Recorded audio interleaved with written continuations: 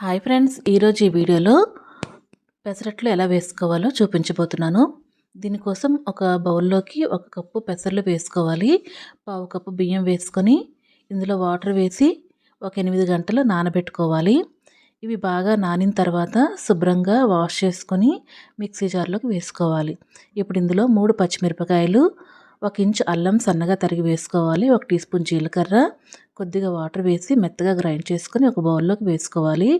ఇప్పుడు ఇందులో రుచికి సరిపడా ఉప్పు వేసుకొని అవసరమైతే కొంచెం వాటర్ వేసి కలుపుకోవాలి. ఇప్పుడు స్టవ్ పైన ప్యాన్ పెట్టుకొని ప్యాన్ హీట్ అయిన తర్వాత మనం తయారు చేసుకున్న ఈ బ్యాటర్ని వేసుకొని పల్చగా స్ప్రెడ్ చేసుకోవాలి, ఇలాగా రౌండ్గా. ఇప్పుడు దీనిపైన తరిగిన ఉల్లిపాయ ముక్కలు వేసుకొని దీని చుట్టూ 1 టీ స్పూన్ ఆయిల్ని కానీ నెయ్యిని కానీ వేసుకొని హై ఫ్లేమ్లో మంచి కలర్ వచ్చి క్రిస్పీగా అయ్యేంత వరకు రోస్ట్ చేసుకోవాలి.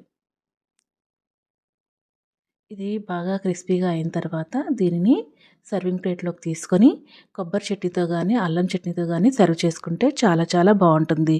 Thanks for watching.